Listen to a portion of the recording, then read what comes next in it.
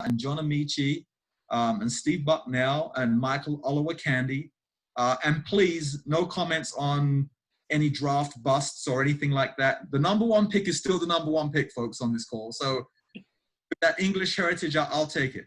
But I played basketball growing up, and I was lucky enough by the skin of my teeth to get a full scholarship to a very small school in Virginia. Again, very, very blessed for the opportunity to get a full ride, and ended up playing, had a good career, not a great career, but a good career, enough that I had a sip, not even half a cup of coffee, but a sip of some coffee at the professional level.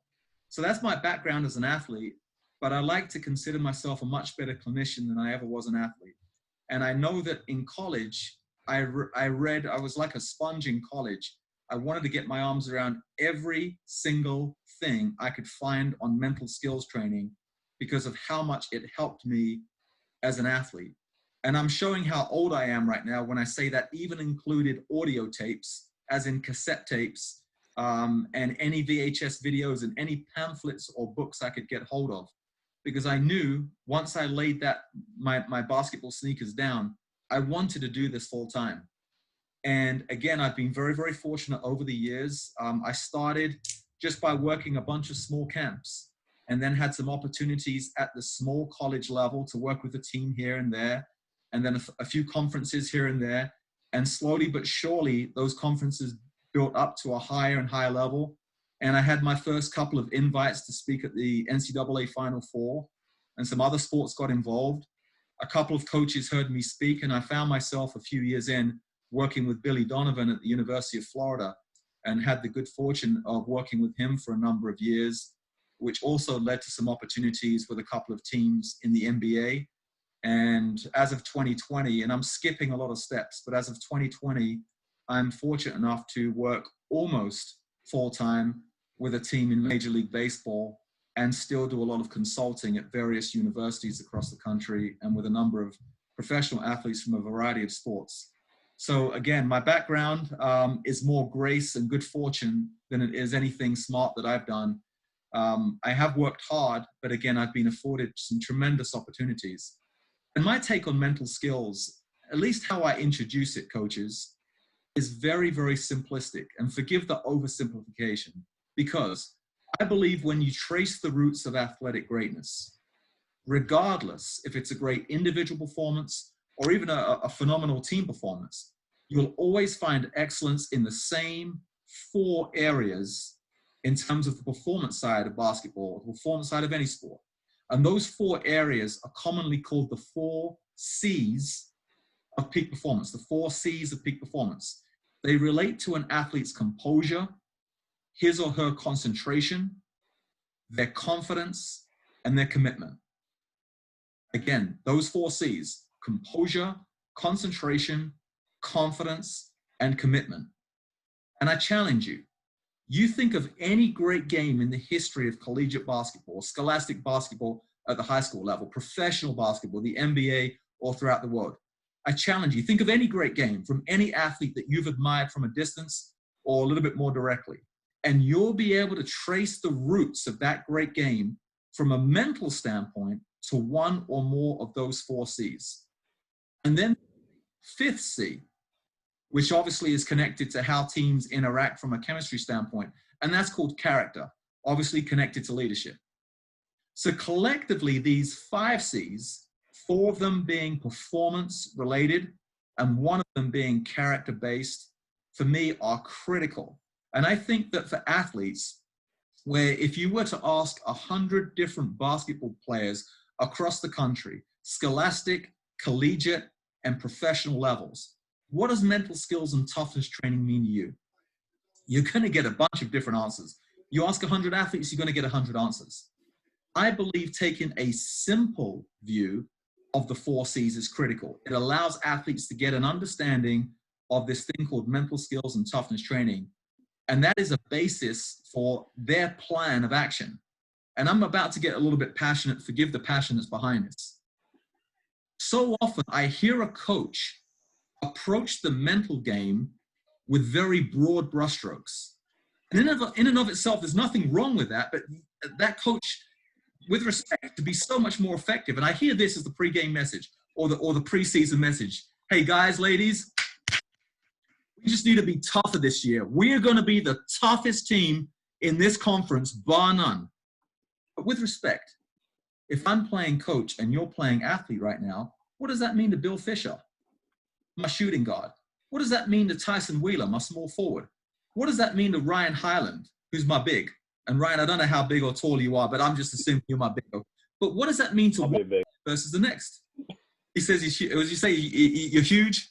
I'll be the big, that's fine. What does that mean for one player versus the next? Because I might have Tyson, who has incredible confidence. This guy is just clutch. He shows up for the big games under the bright lights. But the second, and I don't know Tyson well enough to comment on this, obviously it's all hypothetical, right? So, but the second, Tyson has a bad call or no call from a referee. Or the second, and an opponent starts drawing at him. Poise goes out the window. Sometimes that's called composure.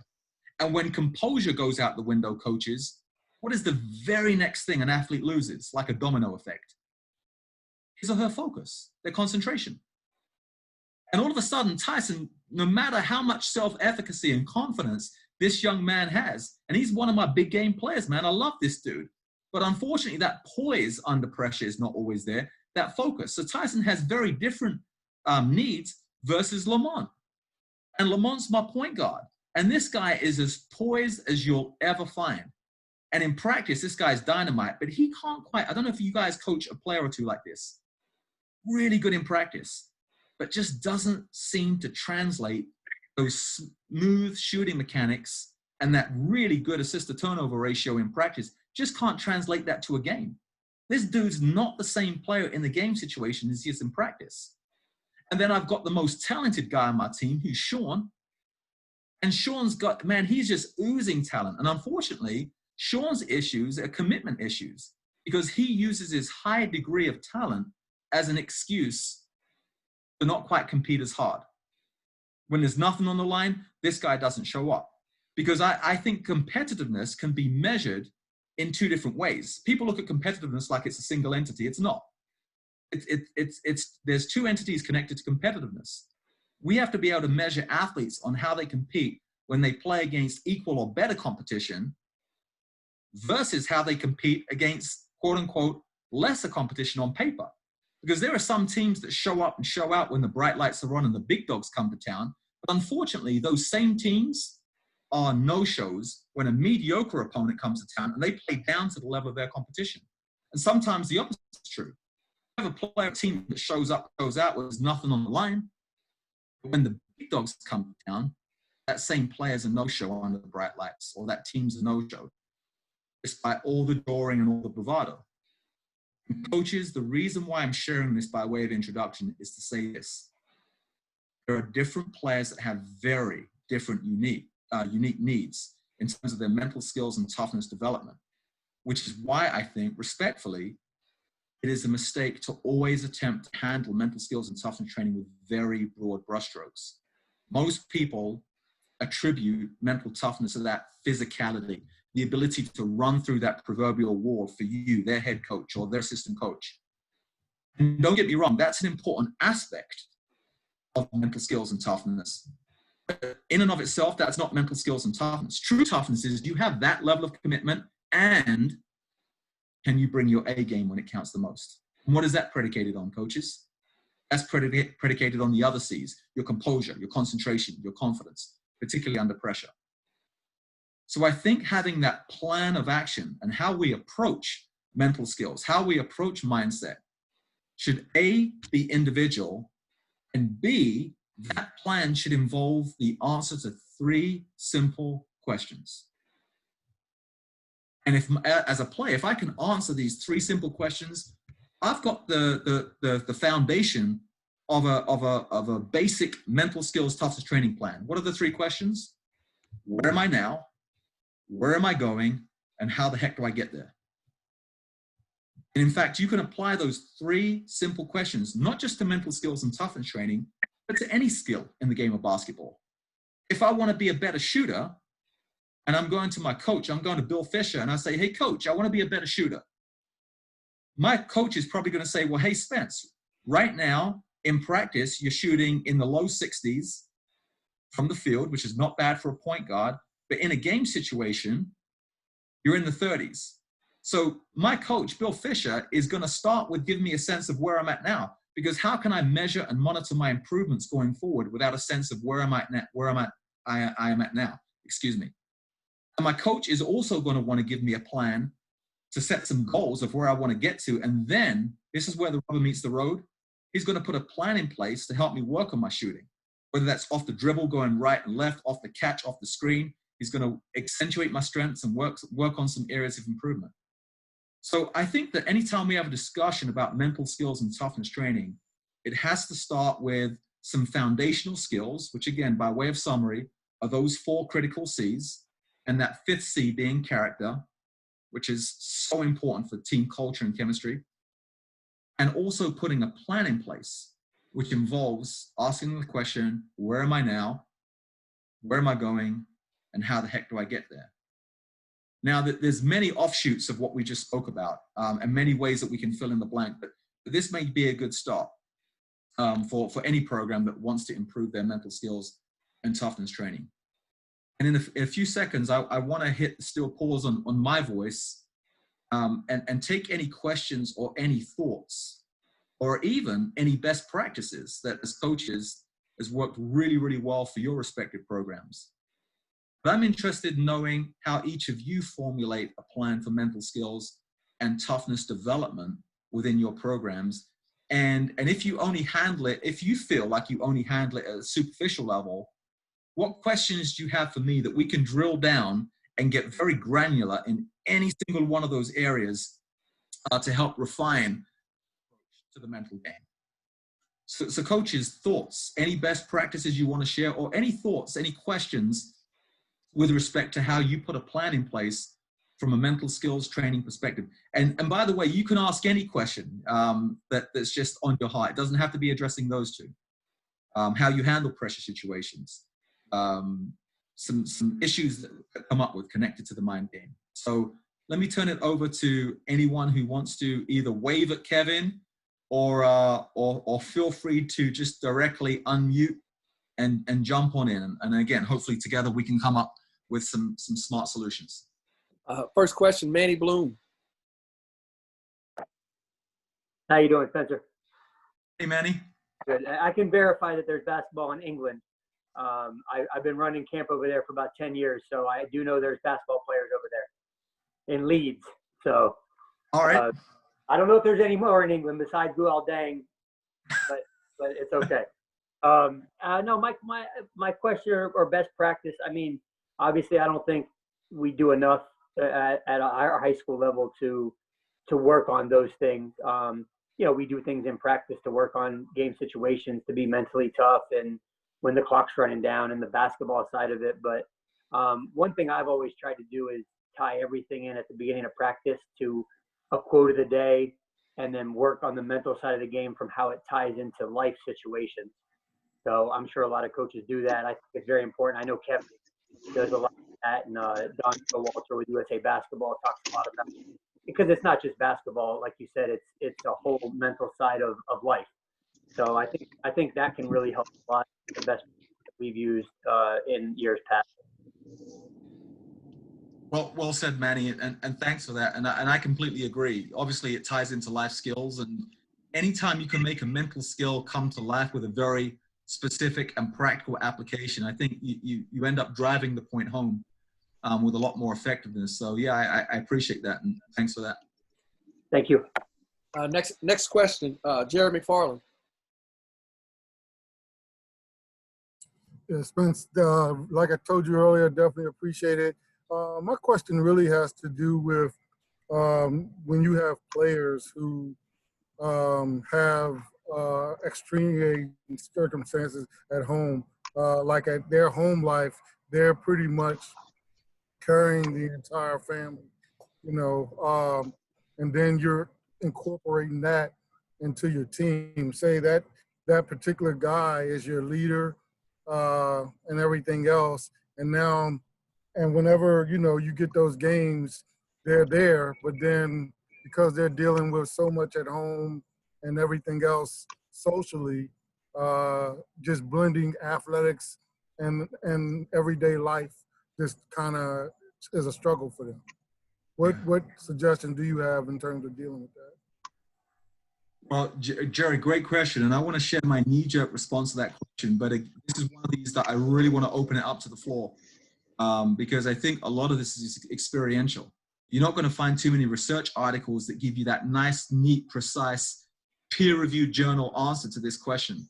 So I'm very interested in leaning on the experience of everyone on this call. However, my knee-jerk response to the question is that when I see issues, when I hear about issues with parents, they normally, and home life, and how the social influences the athletic, I normally hear about those issues in two different types of buckets. And let me please explain, Jerry.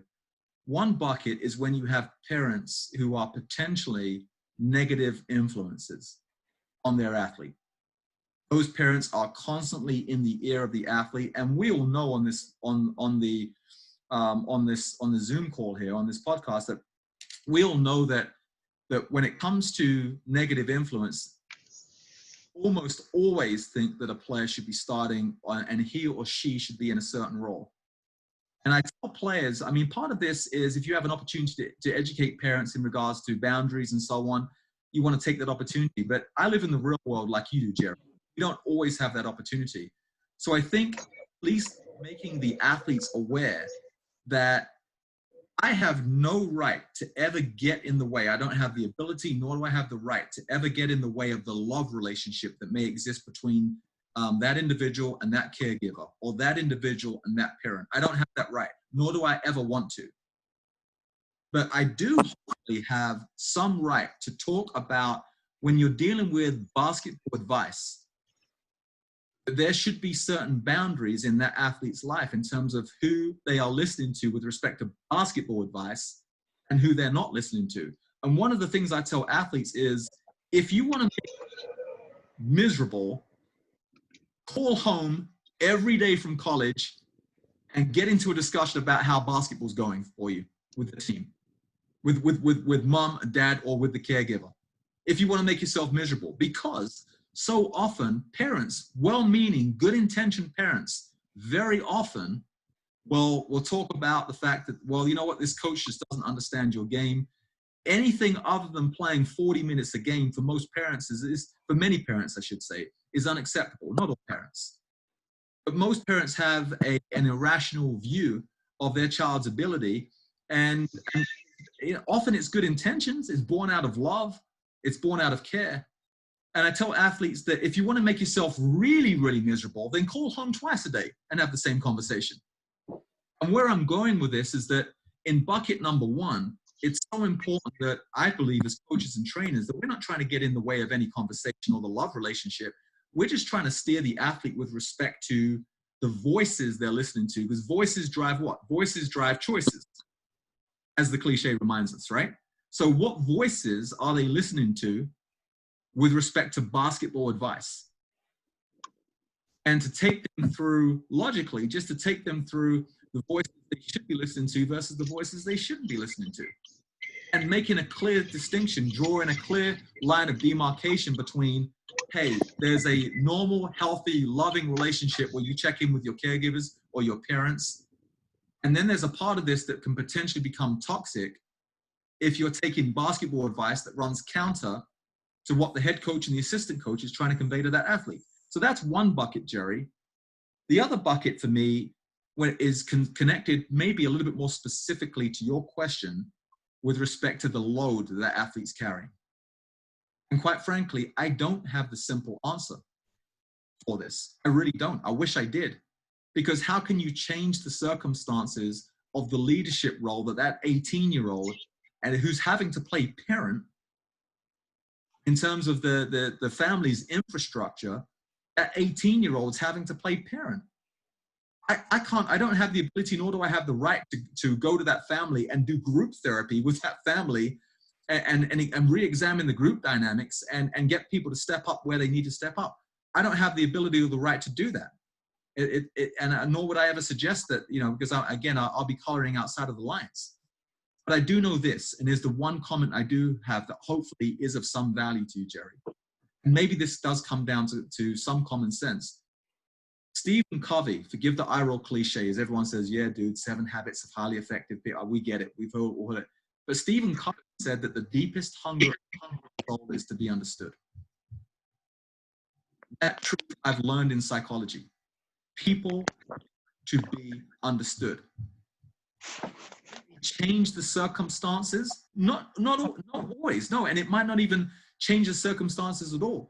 But there's a basic human connection. I believe that human beings are wired this way. That when you really have a connection with someone, Jerry, if you and I ever had a connection, that connection always will come about because you say, you know what, Spence gets me, man. He gets what I'm about. He gets my heart. He gets my soul. He gets my mind. He's an advocate. He edifies me. And vice versa, where I say, you know what, I just really like that Jerry guy. That Jerry McFarland. I had this conversation with him. It was just a superficial guy, but that guy gets me. There is something about connections when it comes to really listening and really understanding another human being. And that's what I'm suggesting. That if you come across that type of athlete, at the very least, have that guy says, this dude, this Coach McFarland, he gets my burden. He understands. It does lighten the load. Does it change the circumstances in terms of him playing the adult when he goes back to, it doesn't necessarily do that, but at least it lightens the burden. Because, you know, there's just like, when you think about, I use this example, and then I want to turn it over to the floor. When you think about improvement, you know, and the work that goes into improvement, there's the physical labor side of it, but there's also this mental part where you have to get your arms around the level of work that it takes place to drive that type of improvement. Well, you can't lift the heavy load for that athlete. From a mental and emotional standpoint, you can at least allow the athlete to feel better understood. And that does lighten the emotional mental burden of what he has to deal with. Even if he's still going through the same motions of playing the adult in that family and the load he has to carry. He's basically, to use your term, he's basically carrying that family. So it may not be the perfect answer, Jerry, but it's the best one I've got, especially when you cannot affect change within that family. Does that help a little? Yeah, it definitely helps. I mean, especially just understanding, just listening and understanding. All right, next question, Lamont Franklin, University of Miami. Spencer, thank you for being on. This is great. Obviously, as coaches and mentors, we're always trying to find ways to help our players and better understand them. Wanted to share maybe a best practice that I think we utilize here and kind of get your thoughts around it. One of the things we spend a lot of time talking with our guys about is visualization.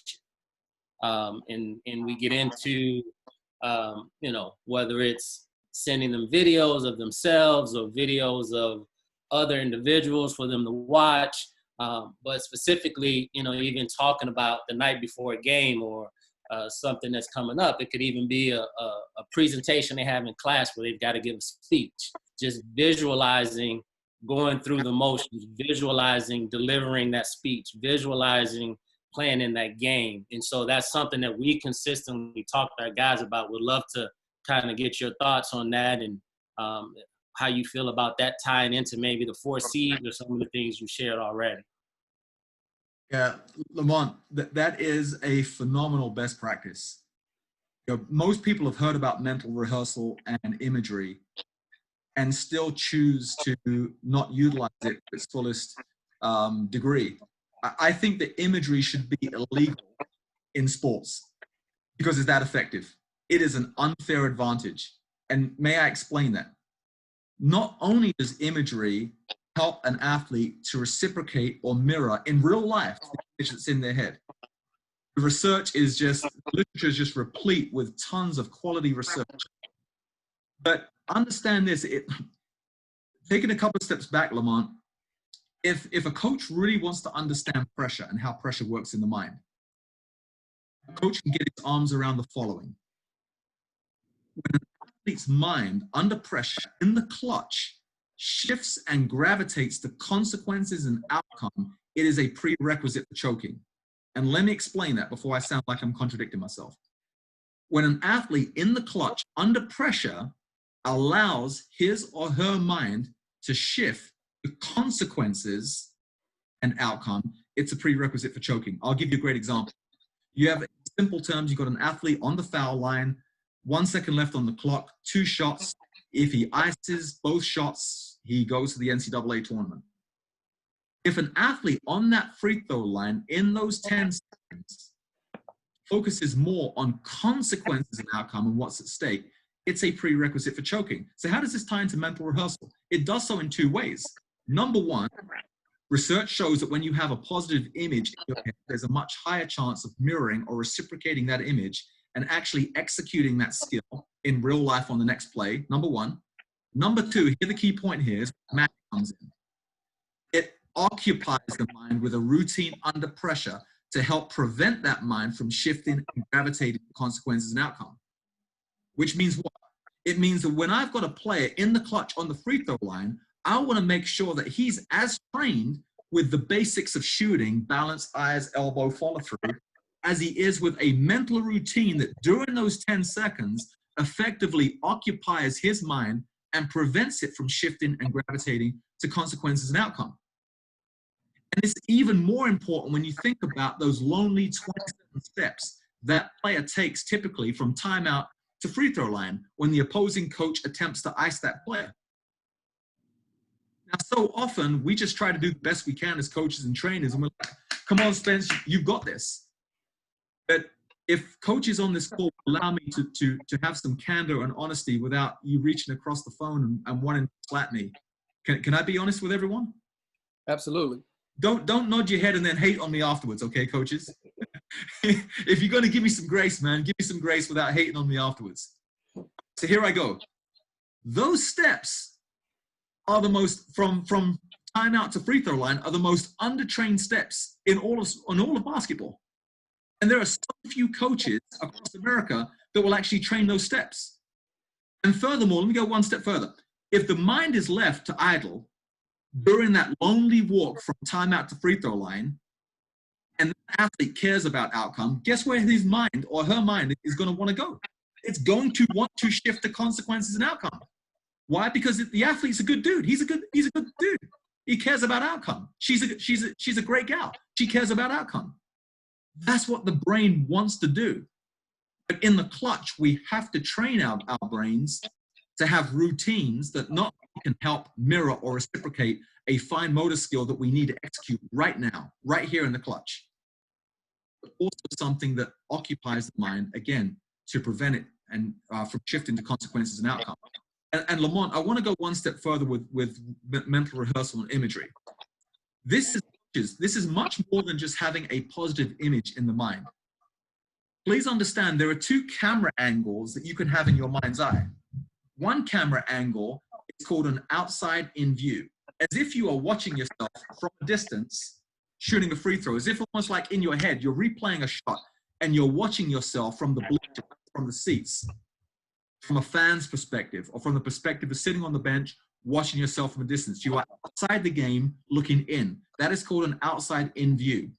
The other viewpoint is if you're actually, the thing you see in your mind is if you're actually in the game, standing on that free throw line.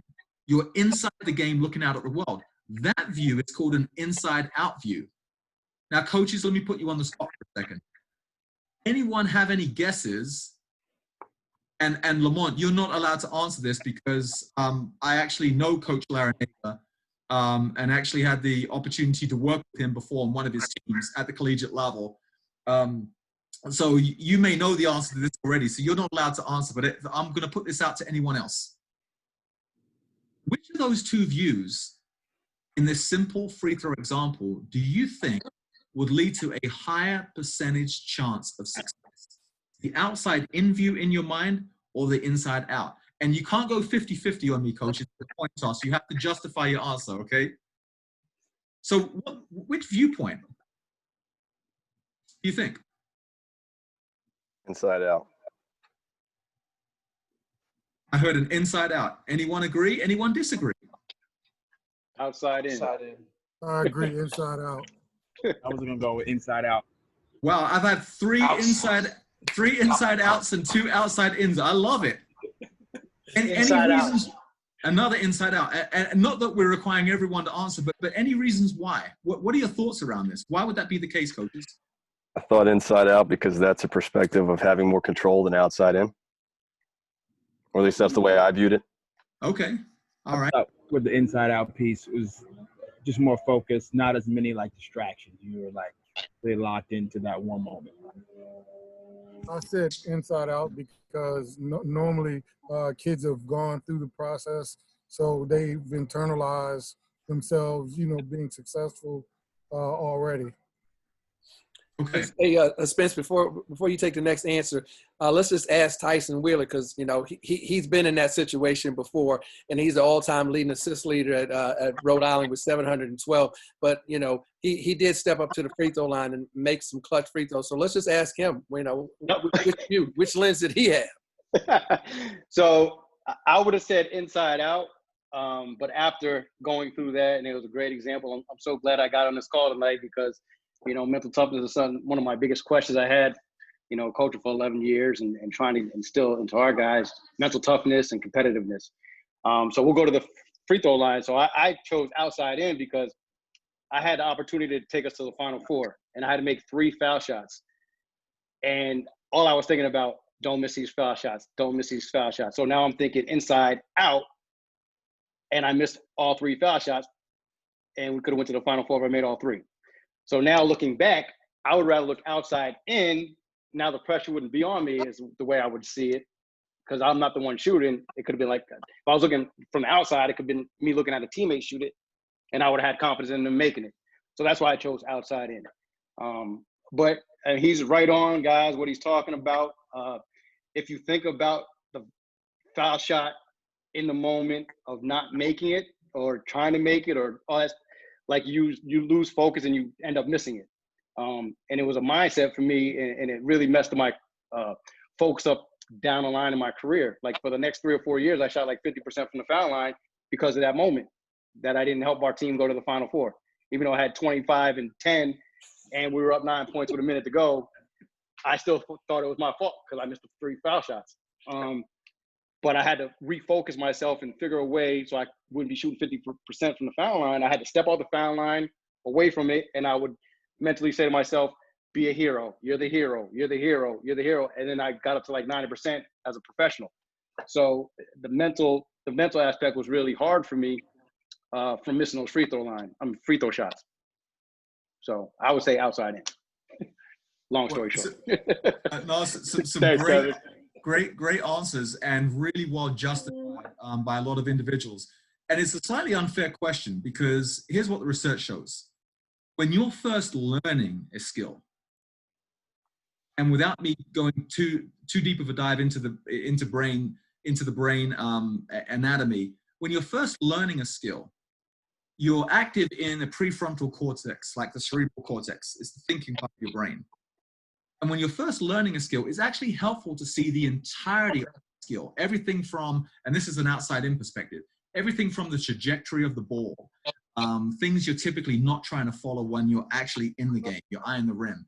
And you can see every aspect of your triple extension and flexion from your ankle complex, knee complex, lumbar-pelvic hip complex. You can see the whole thing. When you're learning a skill, that's an invaluable point of view. But please dial into this, to the following sentence here. When a skill is fairly refined, and by the time you've shot the basketball enough times at the high school level, and especially college, and even more so at the professional level, that viewpoint needs to be inside out for a higher percentage chance of success. For this reason, anything that approximates real world conditions, how it's actually going to transpire when you're in the game, leads to a higher percentage chance of success. So and to explain that, coaches, if I'm actually in the clutch as one of your players and I'm on the free throw line, the image I'm going to see in real life is going to be an inside out image. So for my mind and my body to feel like, hey, I've been there, done that just a few seconds ago, almost like I had a free throw attempt, right? I had a spare free throw that's just to practice. For me to get that sense in my mind and my body, I want to use the same camera angle as if I'm actually in competition. That's an inside out view. And I want to go one step further. We have 5 senses: hearing, vision, touch, taste, smell. Research shows that percentages increase in the clutch for a key field goal or a key free throw, or pick your sport-specific situation in hoops. If you can activate the following 3 senses really richly, number 1 is making sure the image is vibrant in terms of the brightness, the color, and the contrast. You might say, well, that's easy.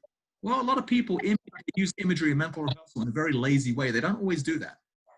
And now it becomes even more specific. Second, everything they would typically hear. If you played enough basketball, you know that that basketball, that leather makes a very unique sound off that sprung-loaded wood floor when you bounce the ball. You want everything that you would experience in just a few seconds in real life to occur in rehearsed fashion in the mind. So you want to activate every aspect of your auditory sense. And here's the really big one. The percentages really increase when you do the following: when you feel your way through the image. When you feel your way through the image. And I want to emphasize this point because, again, going deep into some psych research here, research shows that when you put electromyograms on the body, what's that? That's just a fancy way of talking about those little things that look like there's something out of a sci-fi film. Those are the pads on the arms or the wires that go down that measure electrical activity. When you feel your way through a mentally rehearsed image, do you know that those electromyograms will actually fire? There'll actually be a synapse that occurs in the brain, which links to the spinal cord, which activates a motor neuron, and you actually have real, genuine rehearsal of that free throw. So you combine all this together, coaches, for the quick 5-second Cliff Note summary. Mental rehearsal works the best when you occupy the mind in the clutch and you use an inside-out image and you activate the following senses: everything that you would see as real to real life as possible, everything you would hear as real to real life as possible, and everything you would feel as you feel the motion of the actual activity. Now, to speak to Tyson's great point, understand this: while imagery is really important, it becomes supercharged in terms of power if you use a key go-to sentence or 2, which is a collection of words. It could be a simple sentence or 3 or 4 words that really resonate with you at the tail end of your image. Now, coaches, why would I suggest that? Why is the research so overwhelmingly supportive of using key words in your mind, not just having a good image in your mind in the clutch under pressure? What are your thoughts on this? Why would key words be so important? Part of the answer is just intuitive. It's so obvious. You're like, well, duh. So what is the duh? Go ahead, Tyson. I think just saying the words, you're not thinking about the shot as much or missing the shot. Yes. So that's what I had to do. I did 2 things. I stepped away from the foul line. So now in my mind, I'm not at the foul line. It's like a jump shot. And 2, I would say, be a hero. Be the hero. And that's all I'm concentrating on. I've shot the foul shot so many times in my life that I just all mechanics, but now I'm not thinking about the make or the miss. I'm just, thinking about those words. So that helped me out a lot. And I wish you were there in '98 with me, the same year where I was drafted with Michael Olowokandi. So I might have been drafted in the first round instead of the second round. Well, Tyson's on the money with this, coaches. Of course, it further occupies the mind. And let's go one step further. If the words really resonate down to the marrow of your bone, of course it's confidence building. So in my insignificant athletic career, and I had an insignificant athletic career. I was fortunate enough to be the only freshman in college in the top 10 in the country of any division, D1, D2, D3, and JUCO. And at the time, I was shooting 96.9. So I was leading the country at the time. And every single time I stepped, and by the way, I slipped at the end and ended up number 3 in the country. But I did a lot of things wrong on the basketball court. That was one small thing I did right, okay? So when I would step to the free throw line, there would be a go-to sentence or 2 I would use every single time. and I'm happy to share it with you. It doesn't mean it's right for your athletes. They have to find a go-to sentence that resonates with them. And I would say, I'm at my best when it counts the most. So smooth, so consistent. I'm at my best when it counts the most. So smooth, so consistent. I'm at my best when it counts the most. So smooth, so consistent. Those are my go-to sentences. And coaches, please understand the value of what we're talking about here. Number one, these words occupy the mind. They rob the mind of shifting and gravitating consequences and outcome. And second, they build confidence. Understand when it comes to words and go-to sentences, it's really important that we help our athletes, we hold them by the hand on how to come up with these words. It's more than just saying, hey, Lamont, I want you to come up with a group of words that really build your confidence and resonate with you. I want to do more than that for my players. Be able to say, hey, Manny, guess what? I want you to be able to come up with words, but I want you to always emphasize the positive, never the negative. For example, I don't want Manny using the following phrase, I never miss in the clutch. How many people think that statement's positive versus negative? What are your thoughts? I mean, being overconfident doesn't necessarily make you positive. Well, and not, that's exactly right, Manny. And not just that. It sounded positive on the surface, did it not? I never miss in the clutch. But what are we talking about here? Missing or making? Because coaches, understand there is a law of dominant thought. There is a law of dominant thought. It means your mind does not always distinguish between do and don't do. For example, quick experiment. Everyone humor me and play along. You might say, dude, this is a little juvenile. Coaches, just humor me, play along. If your 2021 season depended on just being able to execute the following thing, I challenge you to try and execute it. Everyone, right now in your mind, think of a soda can. Do not think of Coca-Cola. Don't you do it. Don't you see that red can in your mind? Don't you see that that beautiful sea, that swirl of the, oh, was that too easy for you? Think of any animal except an elephant. Don't you do it in your mind? Don't you see those flappy ears? Don't you see, do you see where I'm going with this? There is a law of dominant thought, which is why a player who makes a mistake is incorrect to say, don't miss left again. Don't miss right again. Don't shoot this one short. You know, I learned this way that I learned this thing that the hard way in college, where I initially came up with go-to sentences that abuse that law. So what is if your coach has given you the green light to shoot the 3 on the break because you happen to shoot the ball very, very well, what is the nightmare for a guy shooting 3 uncontested on a break? What's the nightmare scenario? It's probably an air ball. So here I am coming down on the break. My coach has given me the green light. I've got my wings about to crash the boards. And I tell myself, dude, anything but an air ball. And all of a sudden, wham, there's an air ball. And I'm like, what the heck? Dude, I just told you not to shoot an air ball. And that's there is a law of dominant thought. The brain and the body does not always distinguish between do and don't do.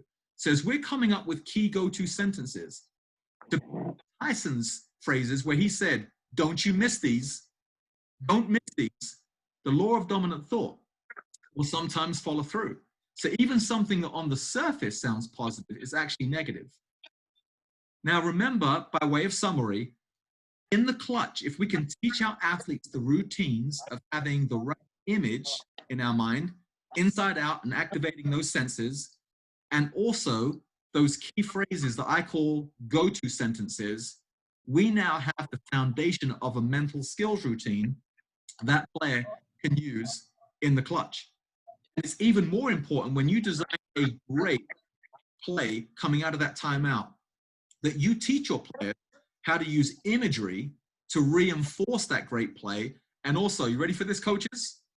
1 or 2 scenarios that might occur if that play breaks down, or if the team, your opponent, adjusts a certain way, your players have already mentally rehearsed. It's not enough that you just say words.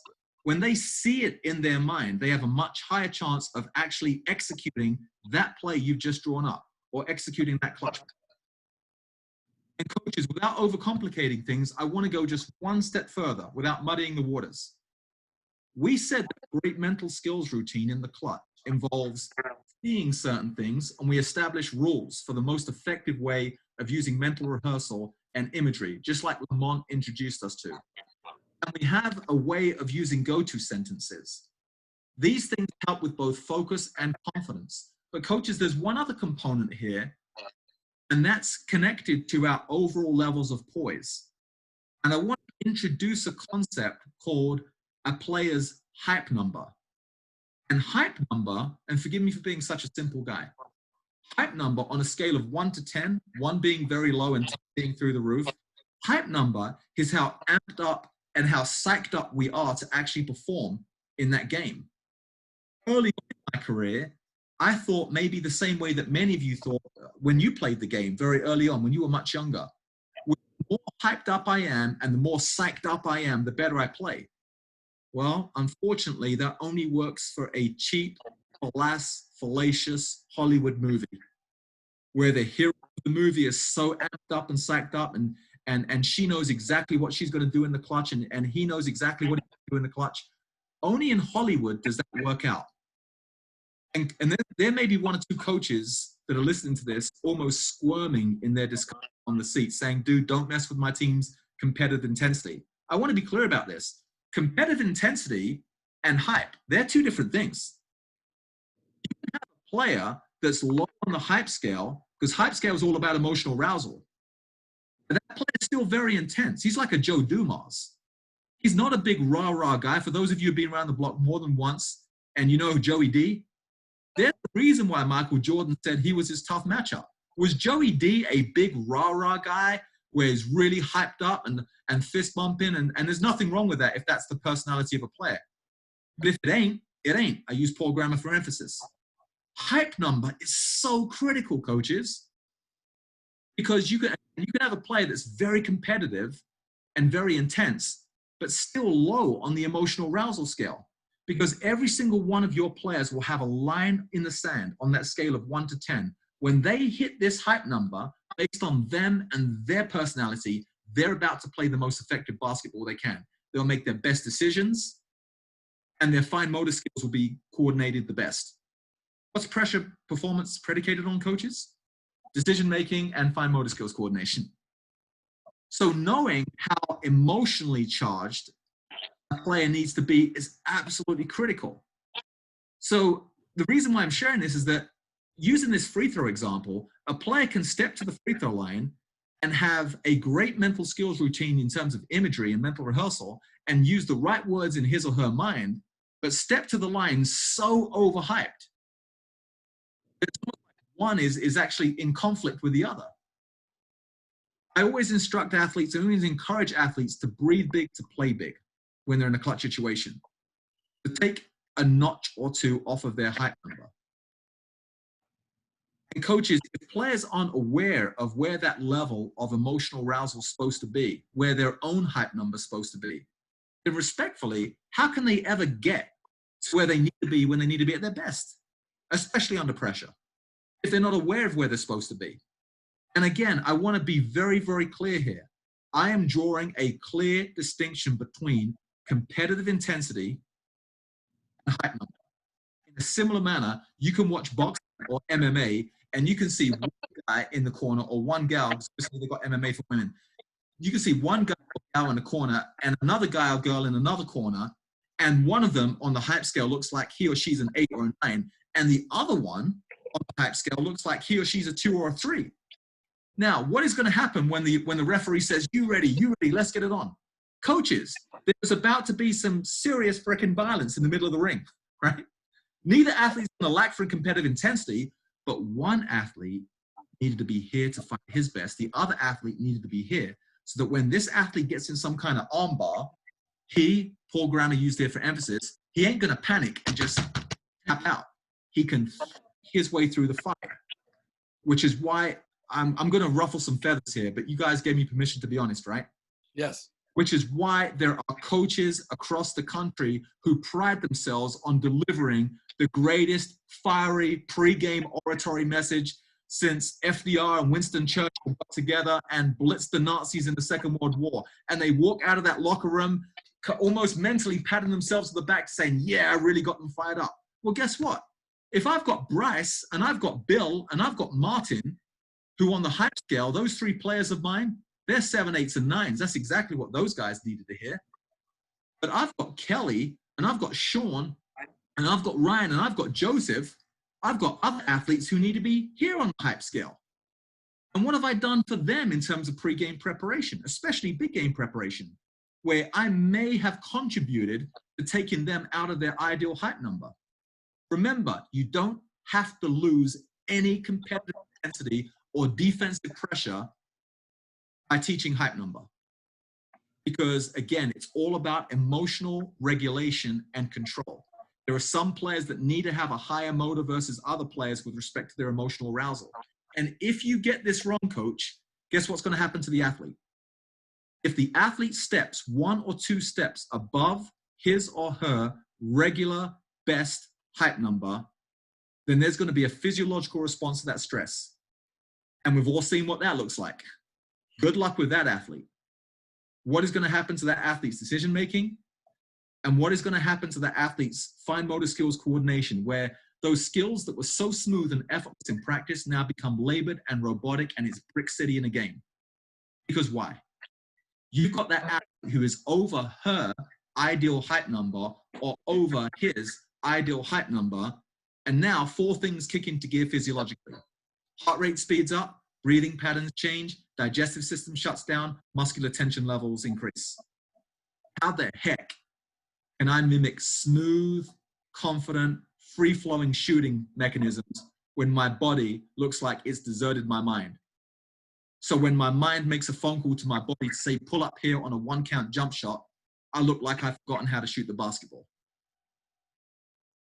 So I always like to do quick summaries. In quick summary, coaches, having a great mental skills routine is more than just seeing the right things in your mind from a mental rehearsal standpoint that Lamont introduced us to. And it's even more important than having the right words and go-to sentences in our mind that Tyson introduced us to. It's also about having the necessary poise under pressure. And that's connected to hype number. Now, here's a really important question you should be thinking or you should be asking. To say, hey, Spence, how do I teach my athletes where their individual ideal hype number should be? Well, without knowing these athletes, I can't give you with laser-like precision exactly where that number is, but I can give you a really good roadmap. And here's the roadmap. If you help your players think back to the best 1 or 2 or 3 games of their entire career, ever. And if for some of you coach at the collegiate level and you've got a freshman, they may have to go back to the high school level to think about the best game of their career because they may not have produced it yet as a freshman in college. But the goal would be for that athlete to try and remember where they were. Were they extremely high on the hype scale in that great game? Were they extremely low? Were they somewhere in the middle? And to come up with an average of the 3 games. Now, coaches, I'm going to give you some really good news. If you can teach this concept to the athlete, and the athlete pre-game in the warm-ups is at least aware of hype number, even if they slightly guess wrong in terms of where their hype number should be, even if they slightly guess wrong, you are going to turn them more into a thermostat versus a thermometer athlete. Did you guys get that term? You will turn your athletes more into thermostat athletes versus thermometer athletes. Because what does a thermometer do? Well, you guys know it already. I don't mean to disparage any one of your athletes who are currently thermometer athletes, but all a thermometer is a cheap dollar store item. I can go to the dollar store right now and buy a cheap thermometer, and all that does is reflect the environment. So if the game's hyped, you're going nuts as a coach, the crowd's hyped, guess what a thermometer athlete does? He's going to be hyped too. So if his ideal hype numbers are 4 or 5, and there's so much energy and intensity in that game, unfortunately, that athlete may end up being a no-show. They're going to give you great effort, but what is winning and losing predicated on? You might say, yeah, Spence, effort. Yes, that's a part of it, but what's the bigger piece connected to winning and losing? Execution. Execution. It's not even the team that deserves to win that always wins. I live in the real world like you do, coaches. It's the team who executes the best on the day wins every single time. And understanding where they need to be to execute from an emotional arousal standpoint will help them, particularly with poise under pressure. You have an athlete who's very self-aware. By the time you get to 16, 17, and 18 years old, you've lived long enough to know how to bring yourself up and bring yourself down emotionally. The key is awareness. And if they have that awareness because you've taught it to them, they become thermostat athletes. What thermostats do? They self-regulate. You set the temperature, and no matter what occurs, man, you could bring in space heaters in a room where the thermostat's being set. The HVAC system's going to have to work harder, I give you that. But it is going to regulate and keep that temperature that's been set on the wall. Now, competing against a team of thermostats is really, really tough. They just don't get rattled on. And boy, they're a beautiful thing to watch in state tournaments and national tournaments. It's beautiful. They just don't get rattled. They're so good at understanding their own poise levels, and they don't get caught up in the moment. They've got great mental skills routines that are set and execute three things: the ability to relax, hype number, the ability to see the right things with respect to focus, and hear the right things with respect to confidence. Now you've got a mental skills routine for the clutch. And coach, I'm at fault for both my passion here and yakking a lot, but I didn't want to just superficially handle, I had a couple of questions on it. I didn't want to superficially handle this. I wanted to thoroughly, even if we didn't cover 27 subjects, if we covered just one or two, but they were handled thoroughly, I feel much better about jumping off the call versus giving you the superficial answer that's you look it up and find a cliche on the internet. I feel much better about doing something and giving some value with respect to something a lot more thorough. So please forgive me for jumping on my soapbox there. This is great stuff. The feedback has been fantastic. We got a couple other questions if you don't mind. Okay. Oh, great. Let's okay. go. So, like I told you before, Spencer, this is an outstanding group of very intelligent people that are passionate about getting better, and how we can get better will help our players get better. Next question, Brian Wright. Hey, Spence, how you doing? Hey, Brian. Thanks for taking the time. Sure. Quick question on building a mental skills program and starting from scratch. Is the foundation best served in that program being built with your mental skills person training your players first? Or is that foundation built on coaching the coaches that create the environment for the players? Which one is the best way as you're building a mental skills program? Great question, Brian. Well, in an ideal world with limitless resources, of course, you've got 5 sports psychologists on staff, right? In an ideal world, you've got one for each player, and I'm obviously exaggerating a little bit. My point in sharing that, Brian, is that involving, if I'm answering the question, and if I'm not, please interject, but involving a mental skills involving a sports psychologist is always helpful. But Brian, again, I use this term a lot, but I live in the real world like you do, my friend. That's not always possible. So I think that coaches at least getting some fundamentals on mental skills, and even if they spend just 5 minutes for every practice, incorporating just one small lesson. For example, if you broke mental toughness down into those 4 C's, and then in terms of culture and chemistry, you looked at that, the importance of that character piece as well.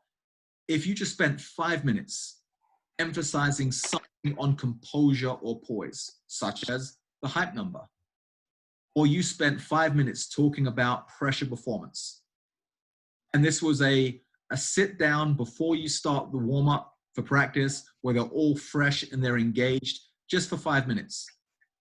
And then you might do 5 minutes on confidence.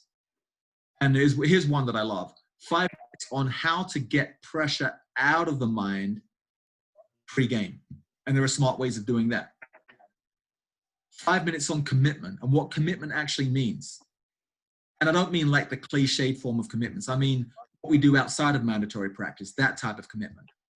Because I hear a lot of players get together in preseason or in the early part of the season, they put their hands in, and this is what they say: 1, 2, 3, win, or 1, 2, 3, championship. And it's one of the most disingenuous things I see across the country, because you really know what commitment's like when you see the players' level of commitment outside of mandatory practice. the stuff that as coaches and trainers, we can't force them to do, only encourage them. And what type of plan of action they put in place for their skills development outside of practice. And commitment is, have they examined their relative strengths and weaknesses connected to all the aspects of the game, which is what? That's cardiorespiratory conditioning, that's skill development, that's strength, speed, agility, quickness, power development, that's mental skills and toughness training development. Do they have inventories which show them their strengths and areas of improvement? They don't have those things, then where's the commitment? What are they specifically doing outside? So there could be 5 minutes that you can spend every single practice to emphasize the importance of the mental part of the game. But if I had my druthers, Brian, to put a bow on the conversation from my perspective at least, and please interject if there's an aspect of your question I've not fully answered, my friend. But if I had my druthers, I would make sure that every team in America has at least completed a mental toughness inventory, which every single player gives them a sense of their top strengths and their top areas of improvement. Did you hear the terms I used there, Brian? I didn't say weakness, I said area of improvement. And I'm not trying to be flowery as a positive sports psychology guy. I very intentionally use the term area of improvement versus weakness, because I use Paul Grammar here for emphasis. A weakness is something you ain't good at. You've not had the heart to identify because it's uncomfortable identifying things from a mental skills perspective that are not up to scratch. Very uncomfortable. Why is it uncomfortable? You know the answer to this, coaches. Why is it uncomfortable? Because our egos are protected second only to life preservation when it comes to the mental part of the game. I speak to Tyson, say, Tyson, don't like the elevation in your jump shot. He's going to say, dude, I disagree, but I respect the feedback. Now, the second I go to Tyson and I say, hey, Tyson, dude, you mentally weak. He's going to bow his neck on me a little bit. Why? Because as athletes, as coaches, our egos are protected second only to life preservation. We don't like talking about mental weakness. That's the very thing we have to do. We've got to suspend our ego and give ourselves a chance to be great when it comes to a mental skills inventory. Which is why, Brian, if I had my druthers, every team in America would have a full inventory of their mental skills, strengths, and their areas of improvement. Because if you take a weakness and identify it and then put a plan in place to improve it, you have promoted that weakness to now it becomes an area of improvement, which is why I say it is impossible to take a weakness and turn it into a strength. Give me a chance to defend that before you slap me. It is impossible to take a weakness and turn it into a strength. Impossible. Without first making that weakness an area of improvement. Now that area of improvement can eventually become a strength. When we can teach our players that it is a sign of true toughness and honesty when they can identify every area of mental skills improvement, man alive, we've got something there. We've got something. Which is why I say championship caliber teams, they've got no weaknesses. They've just got a bunch of areas of improvement. Oh, they got some great strengths too, but they got no weak. They've identified every weakness. They're currently working on every weakness. So they've got a bunch of areas of improvement and they've got a bunch of strengths. Championship caliber teams have got no weaknesses for that reason. Now, without qualifying that and getting context, I know that's a controversial statement. But with the context of how you transition a weakness into an area of improvement, I think it is very, very defendable. So Brian, I would start with an inventory for mental toughness. And I personally, I use a 16-point inventory that I developed over the years. I use that personally. Oh, and by the way, if you're on this call and you know Kevin Sutton, at least as a good friend or a good colleague, just the fact that you know that gives you access to that inventory. Thank you very much for that, Spencer. Everyone will appreciate that. We really do. Next question, JT, North Carolina Wesleyan. Spencer, thank you for being on, and I appreciate the access to the inventory. When you introduced the 4 C's of peak performance, you used a specific example of a player who would lose composure, in turn lose focus, and in turn lose confidence.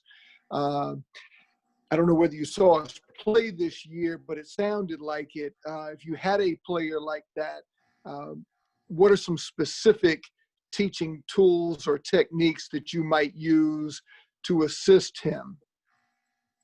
That is a dynamite question. Here's how I would address it. It starts with a needs analysis. And I'm taking the easy way out here. Let me explain that. You can't just look at a loss of poise and say, I've got the perfect intervention for that loss of poise. I don't want to answer a question with a question, but it leads me down this path to say this. What is responsible for that loss of poise? I'll give you a great example.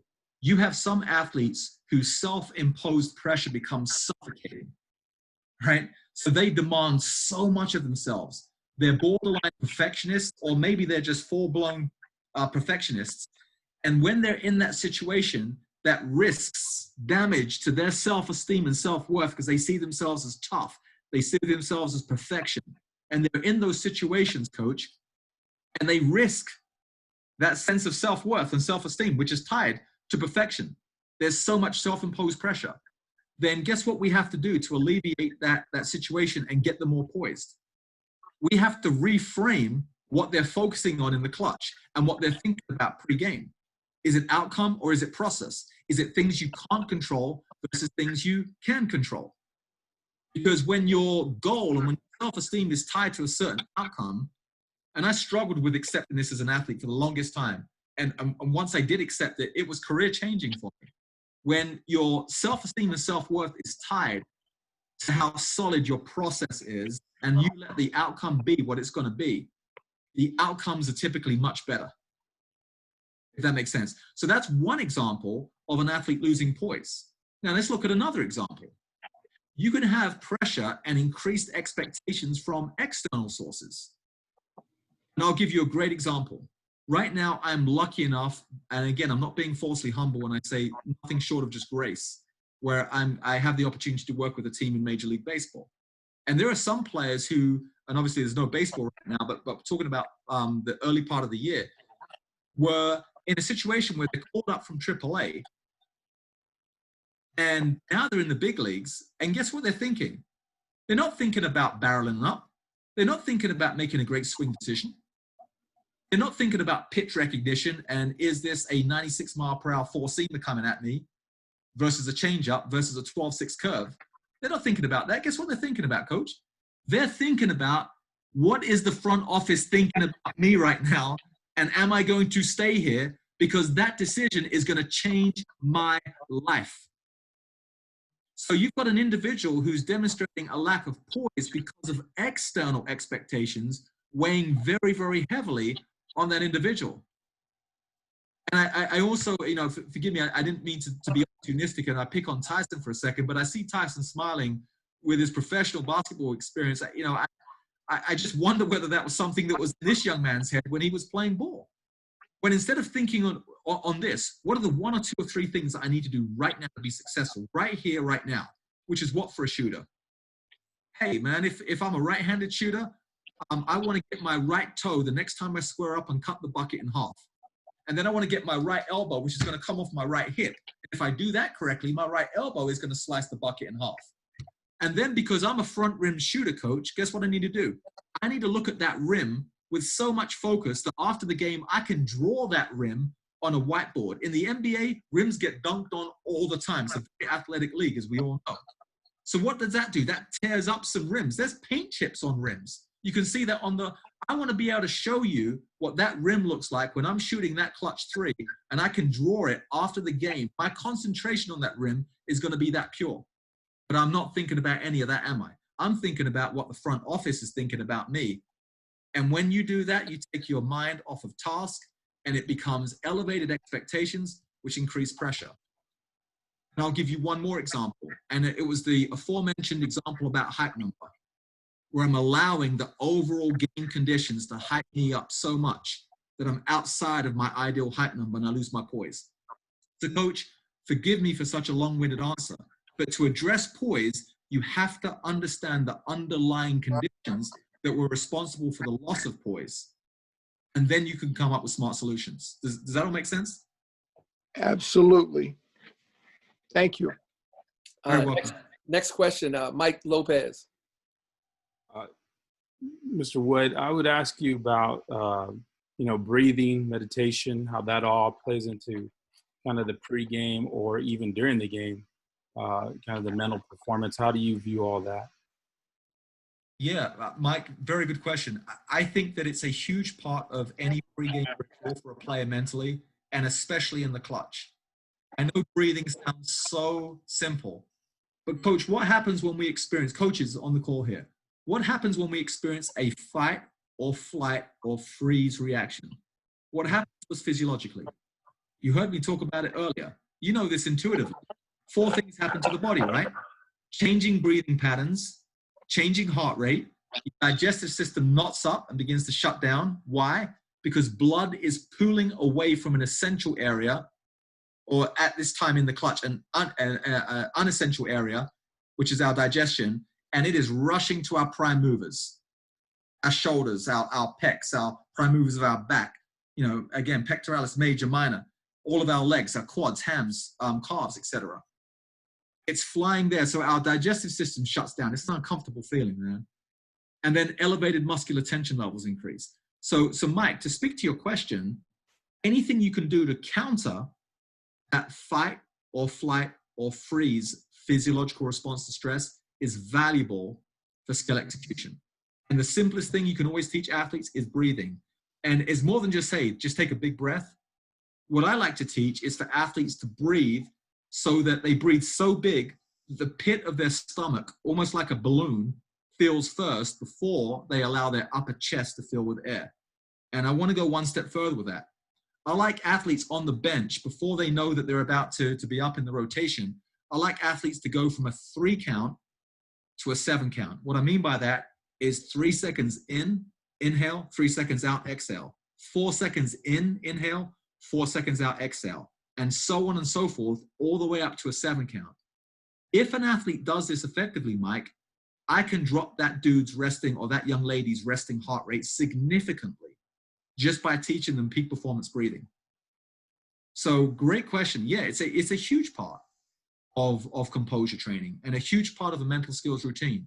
Now, coaches, we know on the free throw line, you only have 10 seconds to shoot the ball. So an effective routine is going to involve 1 peak performance breath. That might be a 3 count in to a 3 count out. So as I toe the line, I'm a right-handed shooter. My right foot is going to be right on that dot that's hole punched, splitting the bucket in half. Some of you have slightly different ways of teaching how to square up on the rim, and I respect that.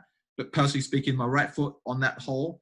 And as soon as it hits that hole on the free throw line, I start my peak performance breathing routine. 3 seconds in, 3 seconds out. Guess what I'm doing at the tail end of that breathing? I'm activating my mental rehearsal, my imagery.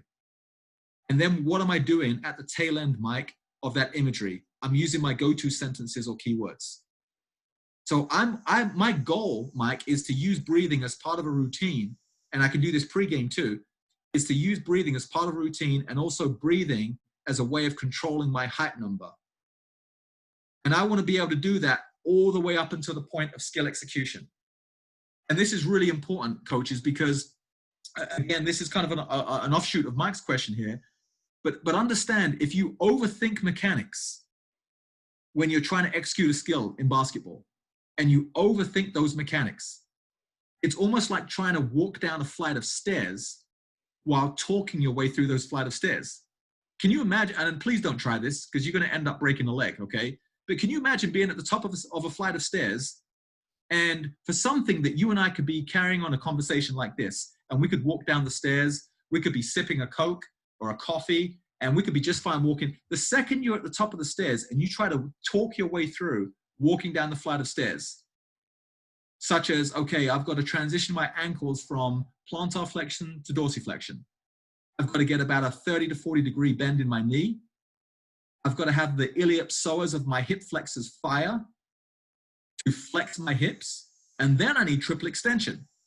So now I'm going to get plantar flexion of my ankle. I'm going to contract my quadriceps as my leg extends. And I'm going to contract my glutes. And now I've got to coordinate my upper body with my lower body as I'm walking. If you try to talk your way through that, you're going to end up like the dude from Sesame Street with all the cakes. If you're old enough to remember that, you're going to end up at the bottom of the stairs.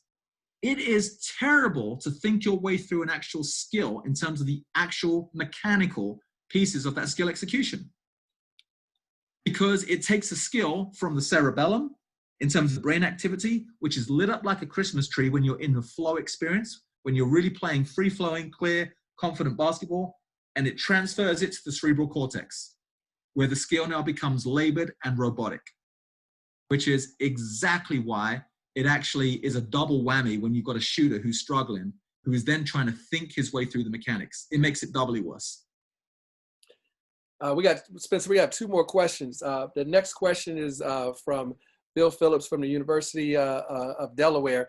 But before Bill gets to ask his question, everything that you've covered tonight, he took the class at St. Joe's, but he failed the class because he didn't stay awake. So thank you for, helping him, learn all this stuff again. So the next question is Bill Phillips.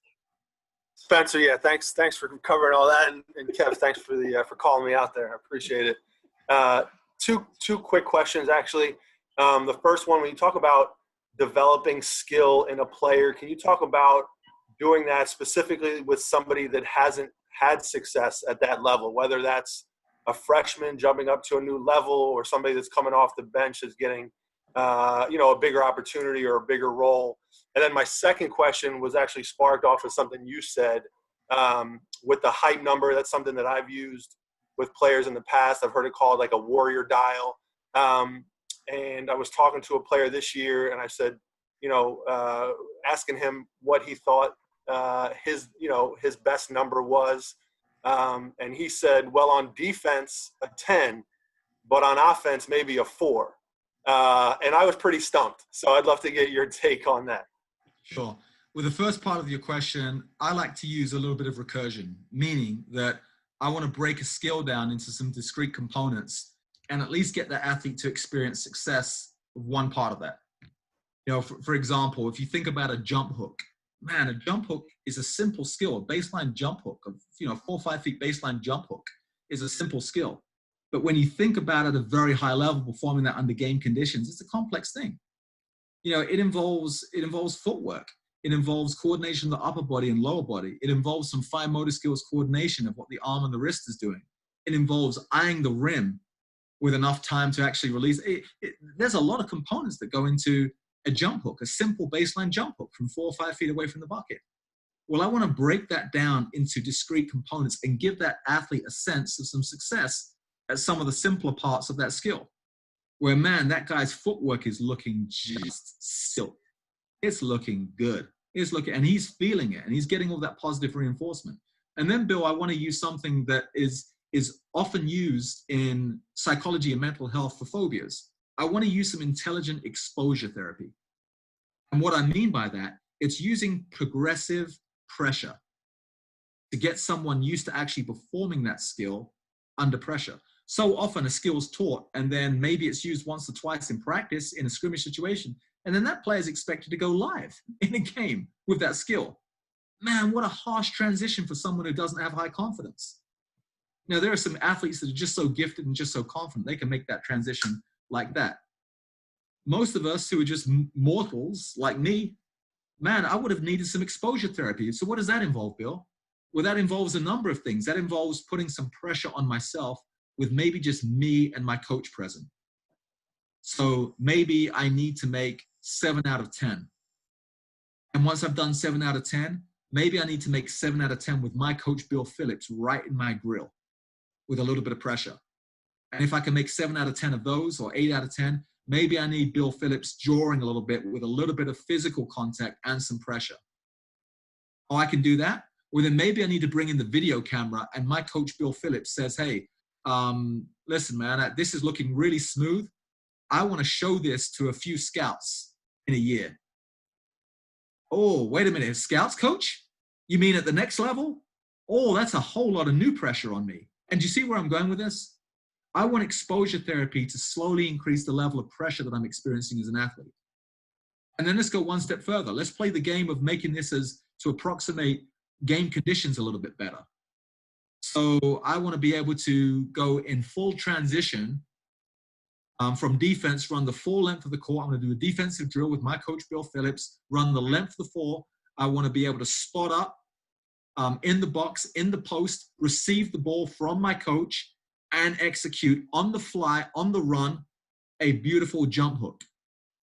And then if you really want to get really creative, and here's something that very few coaches will do, but I want to explain my rationale.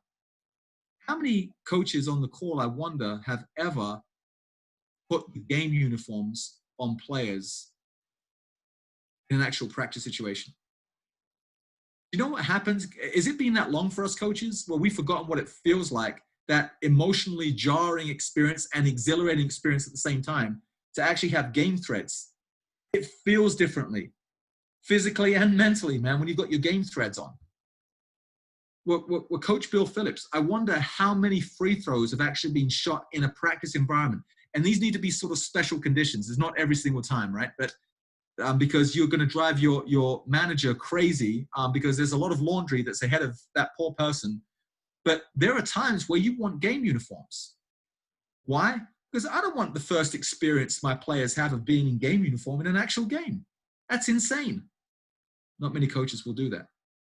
I can go one step further when I'm talking about actually playing game noise, ambient noise, over the PA system in a practice environment where it's just you and this young man or this young lady practicing, and having that take place.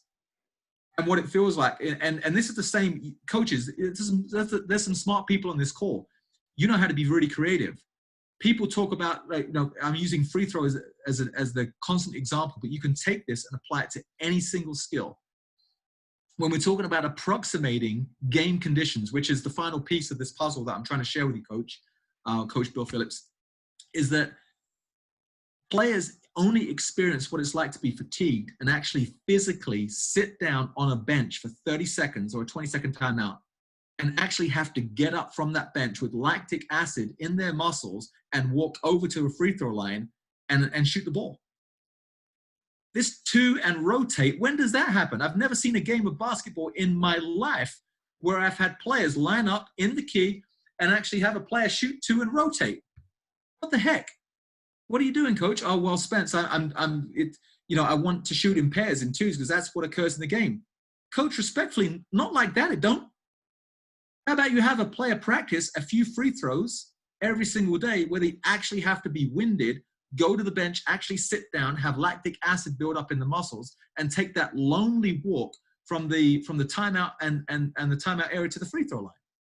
And have the practice of actually working on their mental skills routine in those lonely steps, and that transition, which is, as I said, are the most undertrained steps in all of basketball, from timeout to free throw line. And again, take that one example, Coach Bill, and you can attach that to any type of skill in the game. So that would be a way that I would get a player used to success. Use recursion, break the skill down into its discrete parts, use exposure. I'm using the term exposure therapy because there isn't a term for sports that is used in replacement of that. But I'll never use that with an athlete for obvious reasons. I don't like to talk about assessments. I use the term inventory with athletes. This is not an assessment. This is a toughness inventory. And I don't use the term therapy. I use the term skill development. But just between you and I, it would be exposure therapy for that particular young man. Now, when you start thinking along these lines, Coach, and you start getting really smart and really creative, you start developing edges, these tiny edges, which makes your players more prepared than their opponent. You have enough of those, and you start to develop some significant edges from a mental skill standpoint. And I've seen the same thing that I'm sure most of you have seen, that you've got two teams lined up, and on paper, one team is just better skilled. They're more athletic, they've got better skills. But that toughness piece, man alive, that psychological edge can at times trump any edge you have in the physiological realm. And I think that sometimes when we have enough of those small edges that build up, we develop what we all want, which is a mentally tough team. We're going to finish up tonight with the last question. Sean, Coach Flores from CCNY, my guy. Spencer, thanks for all this. This is awesome. One of the things I wanted to go back to was you talked about the pregame talks and the hype numbers at the beginning of the game. I'm curious of what are some things you've seen from coaches and teams after games And after outcomes haven't, the immediate reaction when some outcomes haven't necessarily gone the way that the player or the coaches thought it was going to go. Obviously, it's a very vulnerable time for players and coaches. So what are some things that you've made note of maybe not to do, and some encouraging things to do in those moments when players and coaches are vulnerable? Yeah, Sean, I really appreciate that question, because I use a simple analogy of going to a restaurant and coaches. I'm not much of a chef, as my wife will tell you. Okay, I'm a try. I'm definitely a tryer with in the kitchen, but not much of a chef. But if by some miracle I came up with a perfect meal, it's the perfect meal for you. It's got all the macronutrients you need, and it, from a taste perspective, it is your dream meal. Now, just pretend I don't have that ability, but pretend, Sean, that I do. And I give you that meal right after a 5-course restaurant meal. How much of that can you digest? You know where I'm going with this? Yeah. Yeah. There is a time and place. Even saying the appropriate thing in the inappropriate time is wasted message. It's like trying to digest 100 grams of protein when the body can only assimilate 40 to 50 grams of protein in any one sitting, if I'm using the simple terms of meals and nutrition and digestion. The other 50 grams of protein is going to be wasted. Forgive the crassness, because there are some young ladies on the call, but the crassness of this, but the other 40, 50 grams of protein is wasted in my urine. All right. My body can only assimilate 40 to 50 grams. So I want to be very selective of the type of message that I want to leave them with. And often I want to be able to just compartmentalize certain things and say, man, as frustrated as I am right now in terms of what I just saw, I'm going to have to compartmentalize this, put this on ice. I know exactly what I'm going to say before practice tomorrow, versus saying certain things, because I want to leave them with something. And I want to accentuate some positives, allude to the fact there are some things we need to work on, and we'll get to that tomorrow. If the execution was very poor and the effort was there, I want to be able to emphasize the effort, how much that means to me as a coach. When I see efforts like that, it's one of the many reasons why I continue to coach, and I love coaching. Now, in terms of execution, do we have some things to work on? Absolutely. But, you know, if you've got a team that doesn't have any effort, man, that team's always going to be a no-show, but we have that. That's the great news. So I don't want to overly sugarcoat things. I don't want to lie to my team. I don't want to sound disingenuous, but I want to be really smart, because I'm aware that whatever I tell them, that's what they're going to be chewing on now for the next 24 hours, right? So I want to be really smart without lying to them. And I'm a bit of a mean cuss, in that I believe in holding athletes accountable, man. I really do. But I want to hold athletes accountable in a way that keeps their sense of self intact. I do not subscribe. And again, I love what the military would stand for in terms of defense of a country. I really appreciate that. You know, and I say I've got to qualify my comments here, because I'm about to say something about the military mindset when it comes to breaking a human being down and then building them back up. When it comes to sports, I do not subscribe to that system. And I was very careful to preface my comments, because it sounds like I'm trashing the military. I am not. I've got a lot of respect for the sacrifices made. But in terms of that mindset of breaking a player down and building them back up, no. I believe in holding a player accountable, but doing it in smart ways, which still does not tear apart their self-esteem and self-worth, but still hold them accountable. Man, a coach that can do that is emotionally intelligent. And I think, Sean, there are times that I use this phrase over and over again. Sean, I live in the real world like you do. And I'm a human being just like you are, my friend. And there are times I want to get stuff off my chest. But I've also heard this about athletes, and I try to convey this and teach this to athletes. Sean, do you know what maturity is? Maturity, and I'm pretending that I'm coaching, you're one of my athletes, Sean. Young man, maturity is when the things you should do become more important than the things you want to do. That's maturity. It's not even an age thing. I know some really mature 16-year-olds, and I know some immature 60-year-olds and 70-year-olds and 80-year-olds. Maturity is when the things you should do become more important than things you want to do. And there are times that as a coach, I would want to read my players the riot act after a game, which might not always be the smart thing to do. It might make me feel better in the moment, but remember, true maturity is when the things you should do become more important than things you want to do, because you see the greater picture and you're not giving in to the capricious whims of our emotions, which can take us all. That's you, me, and everyone on this call. Our emotions have the potential of taking us to some really stupid places. But maturity is when the things you should do become more important than things you want to do. So, Coach, I think you've just got to use discernment and knowing when, I'm a big believer in awareness when it comes to emotional arousal levels, right? You also know, we didn't even get into scenario planning on this call, when there are certain triggers that our athletes will have in a game situation that for one person versus the next are more likely to ruin or disrupt an aspect of their poise, their focus, their confidence, commitment. It's the same thing for us as coaches and trainers. There are going to be things, there are going to be issues for you, coach, that are triggers specifically to you and your personality. And when these triggers occur, there are times where you've really got to use emotional regulation, discernment to say, man, I am going to address this. I'm not letting it go. I'm not giving my players the easy way out, but I'm going to be really intentional about when I choose to bring this up. And I've also found this, Coach, have you ever found this, that when you're dealing with a very unreasonable human being, and in that conversation, you show a little bit too much frustration, and you're a little bit disappointed in the way that you've expressed your frustration. When you walk away from that conversation, you kind of say, man, I should have said this, and I should have said that.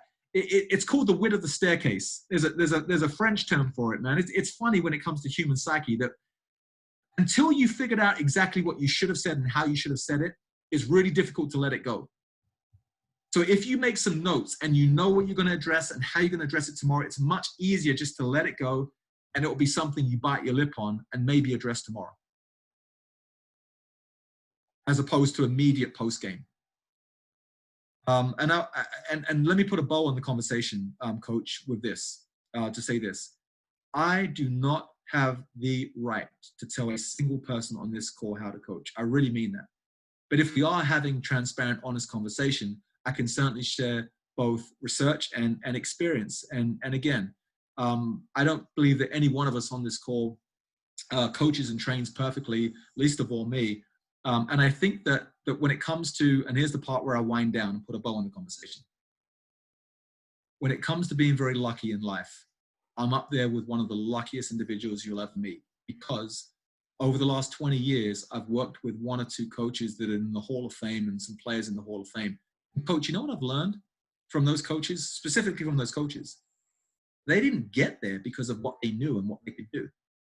And you might say, hey, Spence, BS, dude. That's exactly why they're in the Hall, because of what they knew and what they... No, that's an important reason why they're in the Hall. It's not the primary reason. The primary reason why they're in the Hall is because their life was marked by this insatiable appetite to add to what they couldn't do and what they didn't know. And that's the type of coach who's a lifelong learner. That's why that coach is in the Hall. And that's what I encourage myself to be, a lifelong learner. That's why I enjoy these type of conversations, because I get some really interesting input. I get to find new ways of expressing things, which helps me to reach more athletes and more coaches.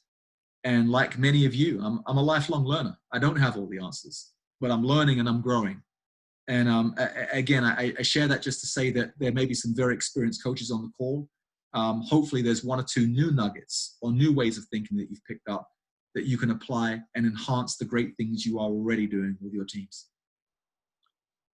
Spencer, this was outstanding. I had the pleasure of working with you because you worked with our team this past year. And so I got to see firsthand you come in and transform our team. And what you shared with us tonight is just absolutely tremendous. And just like I told you, and I want to thank you for that. Just like I told you, the people that come on this Zoom, they already know the Roman numerals. But we're trying to learn the A, B's, and C's under those Roman numerals.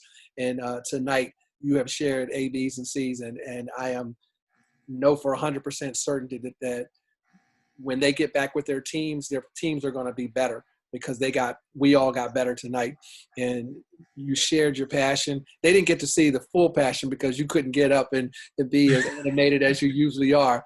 And let me tell you, he is phenomenal when he commands the room with his passion, and you want to learn more and you want to trust more.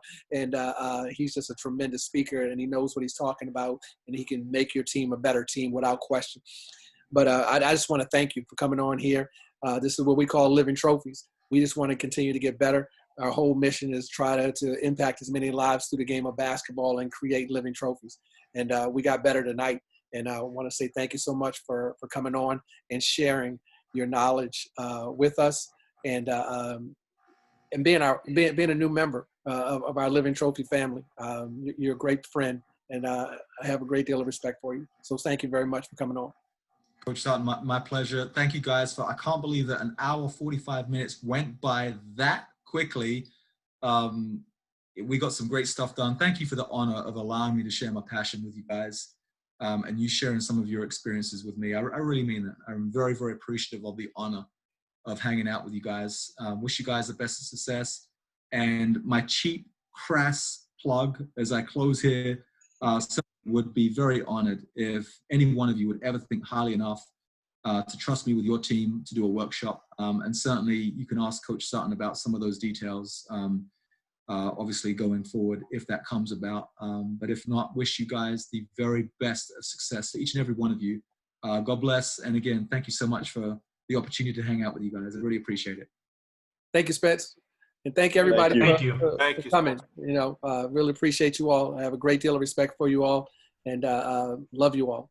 So, hey, we'll reconvene next Thursday night, 7 o'clock. Okay? Take care. Everybody be special. Everybody be blessed.